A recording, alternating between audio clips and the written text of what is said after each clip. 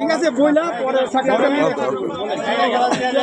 আপনারা কিছুদিন আগে দেখছেন আমাদের একটি মানবিক উদ্যোগ আমাদের যখন আমার যে মানবিক উদ্যোগটি নেওয়া হয়েছিল সেই উদ্যোগে আপনি সাথে ছিলেন দৈনিক সত্যবাদী সম্পাদক কবির শাহ এবং এসএম মিডিয়ার কর্ণধার সঞ্জয় মোদক দাদা। তো ডিজিটাল চ্যানেল ওয়ান বাংলা টিভির মাধ্যমে পথ শিশুদের মাঝে খাবার বিতরণ দিয়ে শুরু করেছিলাম এই কর্মসূচি। আজকে এই শরবত বিতরণেও আমাদের মাঝে বিশেষ অতিথি হিসাবে অংশগ্রহণ করেছেন আমাদের এই পুরান ঢাকার 43 নং ওয়ার্ডের অত্যন্ত জনপ্রিয় একজন মানুষ, যিনি রাজনীতিবিদ মনির হোসেন মনির ভাই। আমাদের মাঝে নিজ হাতে থেকে তিনি প্রচণ্ড গরমের মাঝে গরমে অতিষ্ঠিত যারা তাদের মাঝে শরবত বিতরণ করছেন। ভাই এই শরবত বিতরণ করে আপনার অনুভূতিটা কি একটু বলবেন?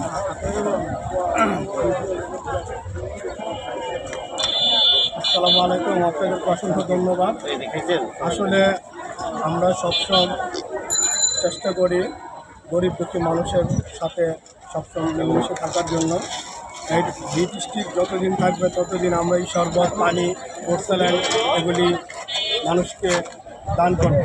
এবং আমাদের মাননীয় প্রধানমন্ত্রী তারেক রহমান সাহেব বলেছে নিজে বদলাতে হবে এবং জনগণকে বদলাতে হবে, দেশকেও বদলাতে হবে। তাই আমার সামান্য কিছু চেষ্টা আমরা সাধারণ কিছু মানুষের এই কীর্তি শরবত বিতরণ করেছি।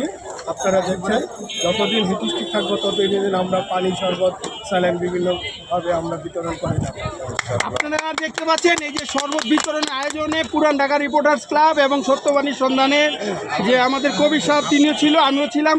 তো ভাই আমাদের আয়োজনে আপনি সম্পৃক্ত হয়েছেন বা আপনার উদ্যোগে আপনার সহযোগিতা হয়েছে এবং সামনে হবে, এর জন্য আপনাকে এসএম মিডিয়া এবং পুরান ঢাকা রিপোর্টার্স ক্লাবের পক্ষ থেকে অসংখ্য ধন্যবাদ জানাচ্ছি। ধন্যবাদ।